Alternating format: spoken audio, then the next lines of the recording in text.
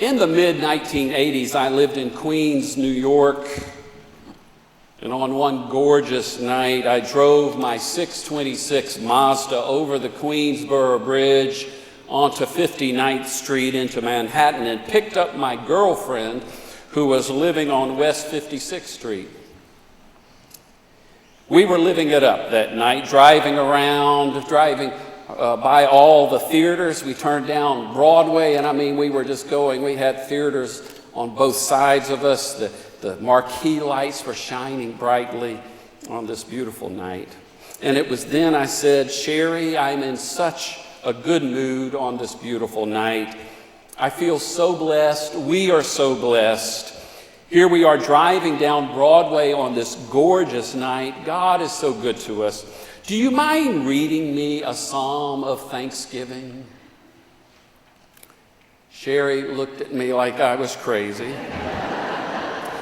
When I lived in New York, I kept a Bible in my car up on the dashboard. I never read much out of that particular Bible. I just kept it there because I thought if someone was about to steal my car, they may think twice about it if they see a Bible. And it worked for the 10 years I lived there, except once. It got stolen once, but I did get it back. Anyway, I said, "Do you mind reading me a psalm of thanksgiving? How about Psalm 100? That's one of my favorites." And I guess Sherry figured I needed to hear as much as the Bible as I could get, because she picked it up and turned to Psalm 100. And there in the crease of the book, at Psalm 100, was a ring, her engagement ring. It was my rather strange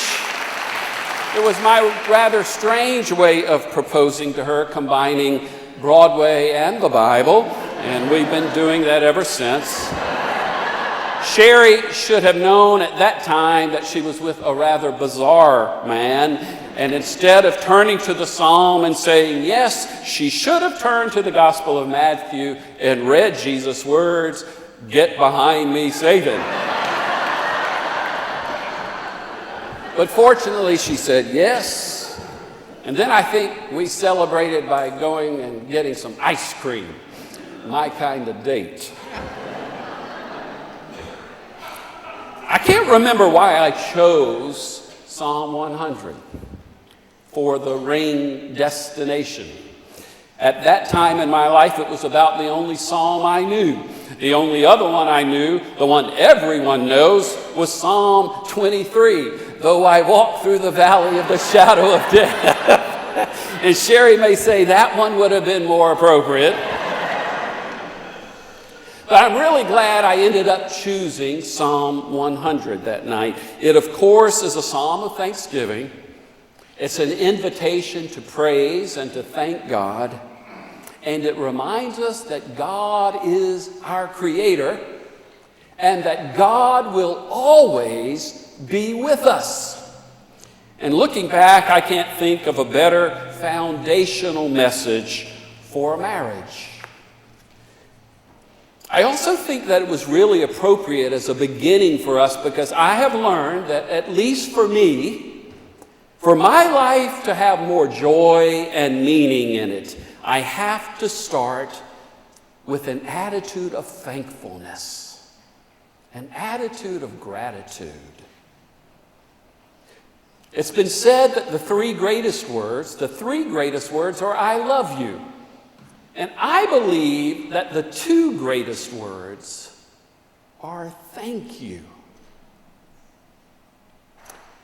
The Roman philosopher Cicero said that gratitude is not only the greatest of all virtues, it is the parent of all of the others. That is, it's the gateway to so many good qualities of a person and good experiences in life. Dr. Michael McCullough, professor of psychology at the University of Miami, directs the Evolution and Human Behavior Laboratory. Sounds like an interesting place. Not sure I want to go there. In his book, book, The Psychology of Gratitude, McCullough says that the scientific research reveals what our grandmothers taught all along. Taking time daily to be grateful for the blessings in our lives leads to a higher degree of satisfaction and sense of well-being. He says, your grandmother was right. When people are encouraged to take a few moments every day, even as little time as 2 or 3 minutes a day, to simply appreciate a few positive things that typically somebody else did for us, you end up feeling better at the end of the day about your life in general. We see boosts in positive emotion. We see reduction in negative emotion. People are more satisfied with their lives as a whole. They even sleep better. Which takes us to the next natural step. On the website WebMD Health, there's an essay titled, Boost Your Health with a Dose of Gratitude. If you want to get healthier, give thanks. The essay cites new evidence that grateful people for whom gratitude is a permanent trait, have a health edge on not so grateful people. There is evidence that gratitude is a great stress reducer, that grateful people are generally more optimistic, happy, and hopeful. And there are links between gratitude and the immune system. Jesus told people that almost 2,000 years ago. Remember when he healed the 10 men who had leprosy? They all go running to rejoin their community. They hadn't seen their families. Remember, back then lepers were outcasts. They couldn't live with everybody. So they are healed and are running to their community, to their families. But one of them stops in his tracks, turns around, runs back to Jesus, falls on his knees and says, "Thank you." And Jesus says, "Weren't there 9 more?" And then he says, "Get up and go on your way. Your faith has made you well." An interesting thing to say. All of the men had been cured of leprosy, but Jesus says this only to the man who came back to say thank you. According to Jesus, this man has something the other men don't have. He was not only cured, he was healed. Your faith has made you well, has made you whole, has made you complete. That is, you are not only healthy physically, sir, you are healthy emotionally and spiritually. You will be blessed. And so for Jesus, there is a dynamic relationship between gratitude and health and wholeness. In his book titled Reflections on the Psalms, the great C.S. Lewis wrote, "God doesn't need to be thanked and praised and worshiped. We are the ones who need to thank God, praise God, worship God. It's for our own benefit. Praise," he says, "almost seems to be inner health made audible." Inner health made audible. Rabbi Harold Kushner says that gratitude is more than remembering to mumble thank you. It's a worldview. It's a way of seeing things. It's a way of living life. It's realizing that you should be thankful for the mess to clean up after a party because it means you have been surrounded by friends. It means being thankful for the taxes you pay because it means that you're employed. It means being thankful for the clothes that fit a little too snug because it means you have food to eat. It means being thankful for a lawn that needs mowing and gutters that need fixing because it means you have a home. It means being thankful for the alarm that goes off in the early morning hours, because it means that you are alive. British writer G.K. Chesterton seemed like quite a character. He said, "I believe that giving thanks is the highest form of thought, and that gratitude is happiness doubled by wonder." He said, "You say grace before meals. All right. But I say grace before the concert and the opera, and grace before the play and the pantomime, and grace before I open a book, and grace before sketching, painting, swimming, fencing, walking, playing, dancing, and grace before I dip the pen into ink." When it comes to life, he says, the critical thing is whether you take things for granted or take them with gratitude. Chesterton suggests that the beginning of all connection with God, with the Spirit, with life and creation, that the core, the bare minimum, that it all starts with gratitude. Gratitude for what? Chesterton would say, for everything. For the fact that we exist at all in this wondrous, curious, exciting world. For this stupendous gift of life offered to us freely by God, a gift which, as far as I am aware, he says, we have done nothing to deserve. To see life as gift, to appreciate it as gift, completely transforms our attitude and affects every area of our existence. He says greed, conflict, misery, and mayhem spring from the petulant feeling that we are not getting what we think we deserve. Once we accept that we deserve nothing, but that we are nevertheless immersed in boundless generosity, in amazing grace, then we are on the road to wholeness.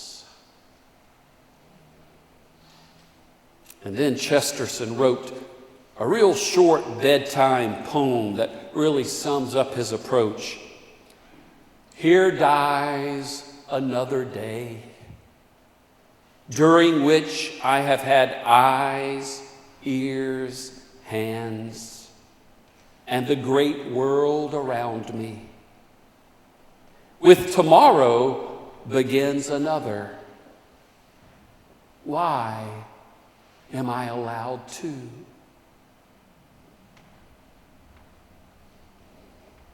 And by the way, if you want to be attractive, if you want friends, if you want people to be drawn to you, be a person filled with gratitude.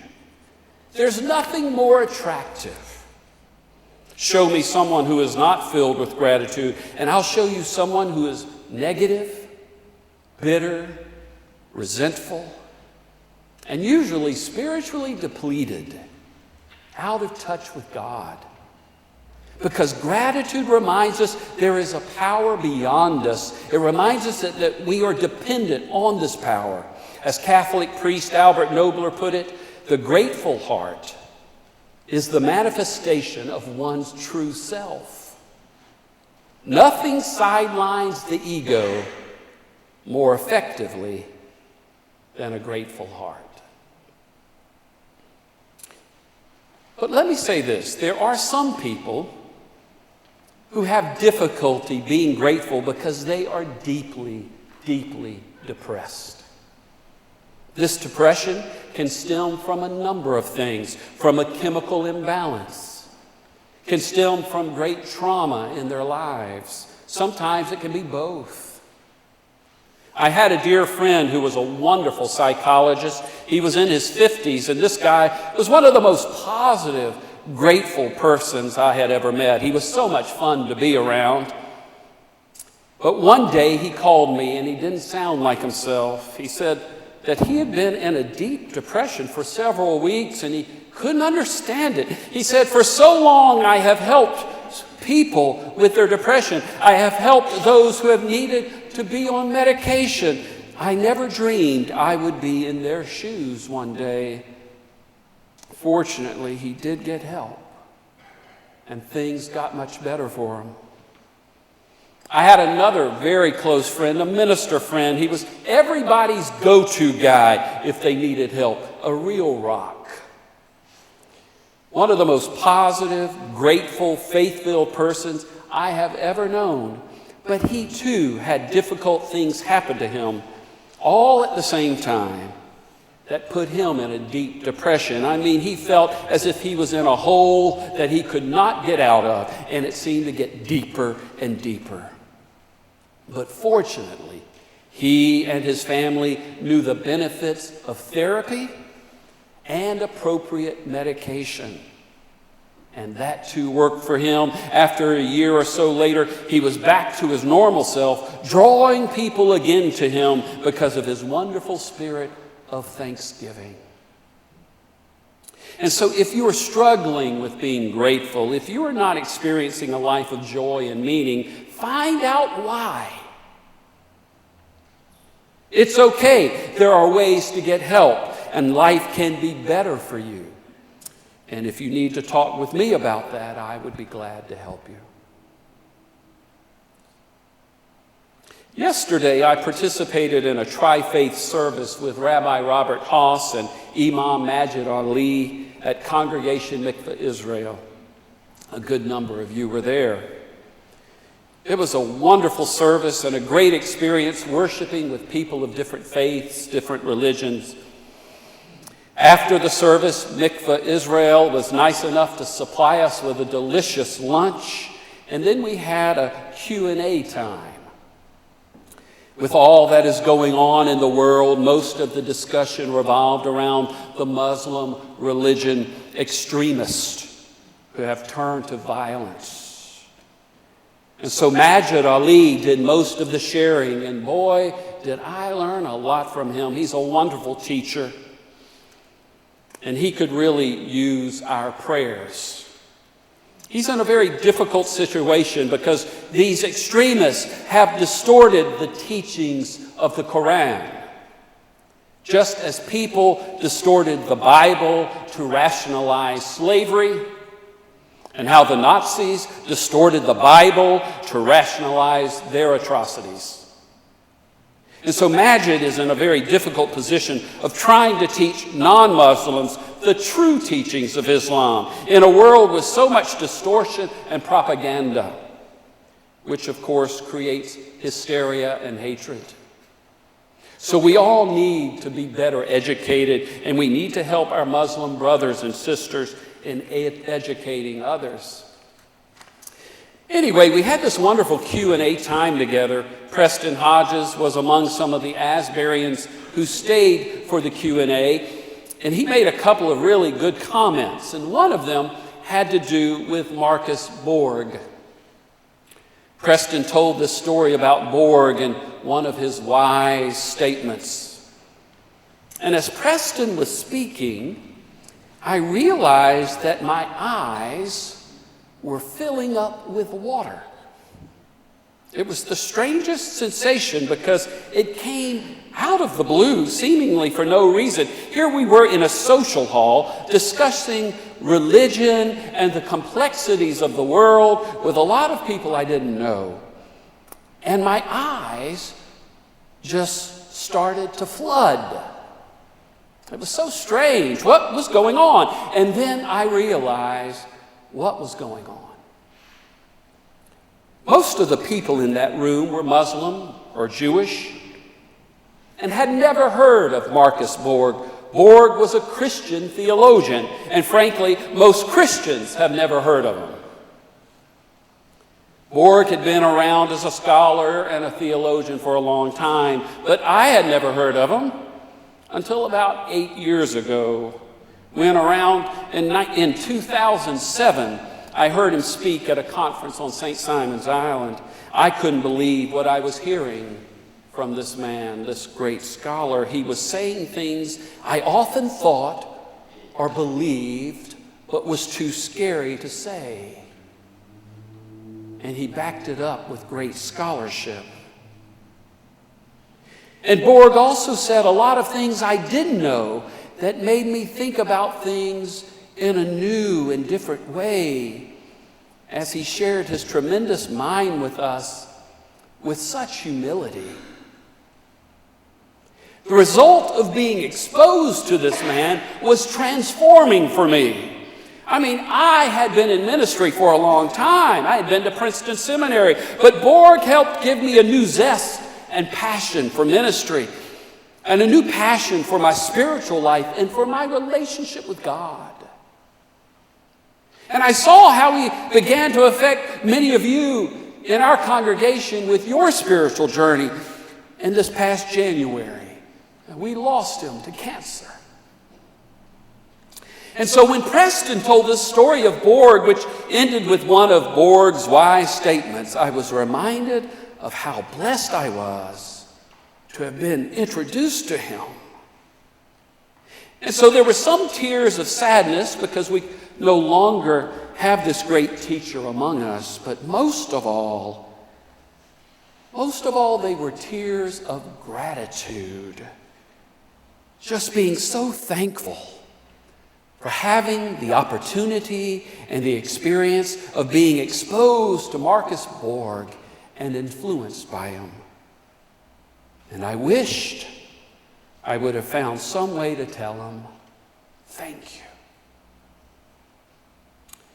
And so today's sermon, the purpose of today's sermon is twofold. One is to encourage us all to live with an attitude of thankfulness, an attitude of gratitude, to live consistently and constantly with this attitude of thankfulness so that we will have better lives, healthier lives, lives filled with more joy and more peace, more meaning and fulfillment.